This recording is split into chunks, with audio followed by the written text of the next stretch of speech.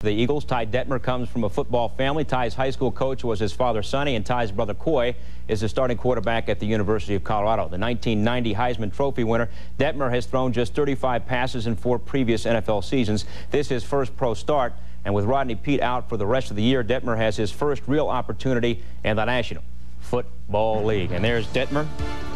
Early second quarter, 3-0 Giants. Detmer will go back to pass. Irving Fryer. Tremendous grab, so good, Tommy, it deserves some analysis. Well, you take a second look at it here, Billy, and you just see him go up and show some great concentration right in the middle of defenders. Catches actually the back part of the football and pulls it in. 3 plays later, 9th play of the drive. Detmer the lob to Chris T. Jones. Overthrown, though. Eagles settle for a field goal. We're tied at 3. Mid-second quarter, Eagles punting. Amani Toomer is ready to return. Toomer from his own 35. Toomer gets outside, and we have a developing situation because Toomer is going to go 65 yards for a touchdown. And as we watch it again, the Giants got a big break. Yeah, you don't always get the calls, but number 91 here, Coleman Rudolph, is going to clip Jason Dunn. Just watch right there.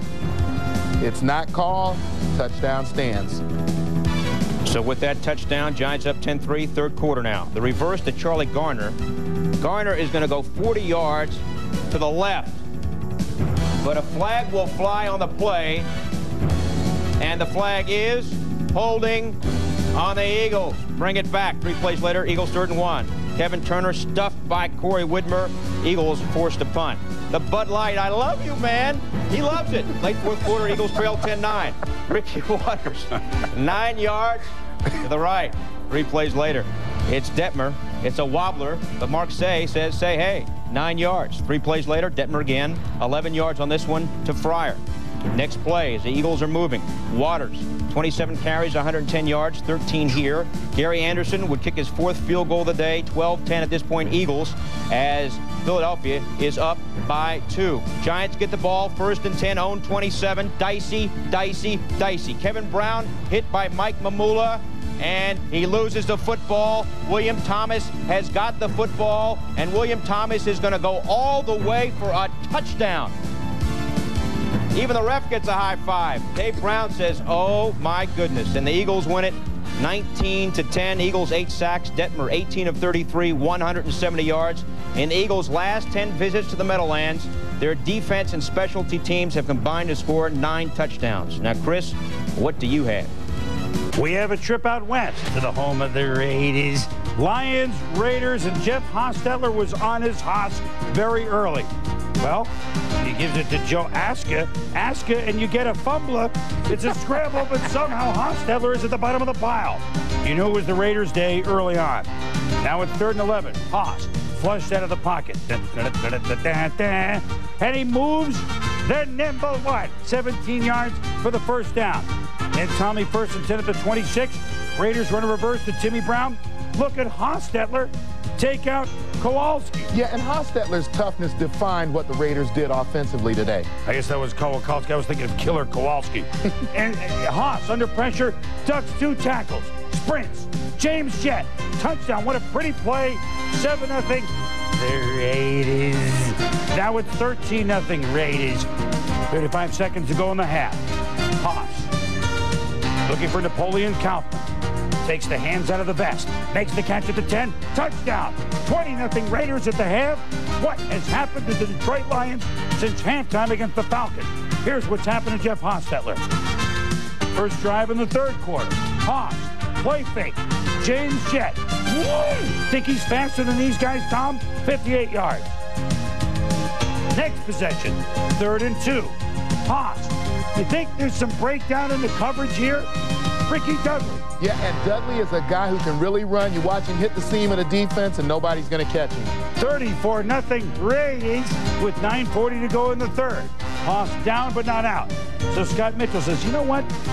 We got to do something here. He throws to Hermans Moore, 25 yards. Mitchell. Brett Perriman, one-handed grab, 20 yards. Next play. Mitchell, slant, Moore, drive, $150. It's 34-7. Who cares? The right wing. Raiders go 3 and out. 1st and goal. Herman Moore steals the touchdown from Terry McDaniel. Drive took a minute 29, 34-14. Who cares though, right? Raiders 3 and out. Lions, 1st and 10 from the 20. Johnny Morton salts it away for a touchdown. Drive, 2:25. He cares. Mike White says it's already 34-21. Mitchell for Brett Perryman, but it's picked off by Larry Brown. First interception is a Raider. Raiders, come on. Hold on to win at 37-21. Boy, after the Lions led Atlanta 28-0, it must have been Newt Gingrich at halftime last week because the Lions then proceeded to give up, 24 plus whatever was like 58 points. Then Newt Rockney at halftime, but not enough. And the Raiders have won 2 in a row. Haas, 27 of 38 for 295 for 4 touchdowns. Jet, 7 for $112. And 2 touchdowns. Barry Sanders only carried it 9 times. 36 yards. When you get way ahead of the Lions, you negate Barry Sanders. Miami at Buffalo, the game of the AFC. It's been that way for just about a decade. As a matter of fact, the 16th time these two teams have met in the 90s alone. Marv Levy has had great success against Miami. 17-5 as head coach of the Buffalo Bills. But this time it was Jimmy Johnson that was coaching the Miami Dolphins. Certainly a coaching change wouldn't make a difference in the Buffalo Stampede at home over the Dolphins, now would it? Jim Kelly missed the last 2 games. Bad hamstring, warming up. Dan Marino, another member of the class of '83, still has to sit. Watched his friend Kelly struggle. Picked off early by the rookie Zach Thomas. Then Jimbo looks for Andre Reed. In the wind, did not look good. More Jimbo.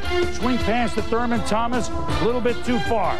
And Tommy, then he's pressured by Trace Armstrong. And Jimbo always been a guy willing to hold on to the football, to wait for the routes to come open. They're stripped by Tim Bowens. Trace Armstrong makes the recovery. Wow. First quarter, 1 for 4 for 4 yards. And then here comes the pass rush, which Todd Collins didn't have to face. Tim Bowens had a pair of sacks. Trace Armstrong, 2.5. Here's one of them. Here's 2 of them. Goes around Parker, and then here's a half of them. So they were coming. 7 sacks in all, in addition to all the other trouble that Jim Kelly was having. Third quarter, 7-0 Miami. Randall Hill says, call my number. So Craig Erickson, first start as a Dolphin. Here you go, Randall. Former college teammate, it works. Jeff Burris is beaten 61 yards down the sideline. That sets up the chagrin of Marv Irving. Irving spikes, 1 yard, touchdown, 14-0 Miami in front of a packed house at Orchard Park. Kelly and the Bills look to come back. Now he runs the no huddle, and it took a while to get going, but he hits Quinn early. Gain of 27 yards. Same drive, Thermal Thomas. Boy, he has killed the Dolphins through the air. 19 yards. You think they're not pumped up? The youngster, Reuben Brown, into the stands himself. 14-7, the Bills have cut it to 7. Fourth quarter, same score. Jimmy's hair, even a little bit messed. Kelly to Reed, slant, 16 yards. Kelly looking for Reed, but picked off by Calvin Jackson as Kelly tried to force the ball. Yeah, exactly. You look at the contingent of Dolphins around the football right there. Almost inevitable that one of them was going to get a pick. Now with the score, same, 14-7 in the fourth. Craig Erickson. Bruce Smith says, wait a minute, we can do something about this. And what does he do here? Tries to fire up the entire team. The Bills get the ball back. Just over 2 minutes to go. Down by a touch. Kelly, that old magic. It's Andre Reed. Beats the defender, makes the move, and he's gone, except for the speed of Terrell Buckley. Remember that play as they go to the 1. So 1st and goal at the 1. Certainly, here comes the tying touchdown. But Kelly, in the pocket, throws it to no one. They actually called this intentional grounding. Yeah, and granted, there was no receiver there, but it's a play that's almost never called. So 2nd down now from the 11. Lost it down in yards. That is not intentional grounding, but it's incomplete. 3rd and goal from the 11. Tripsters Kelly. Barely gets it to Thurman. Now 4th and goal from about the 9. Watch what happens. Kelly picked off by Terrell Buckley. He's not going to get him. Parker says, let me nail somebody, but he's not going to get Buckley. Go all the way. 91 yards. Touchdown Miami. They're up 21-7. Horrible day for Kelly. Migraine headache for Marv. Good hair day for Jimmy.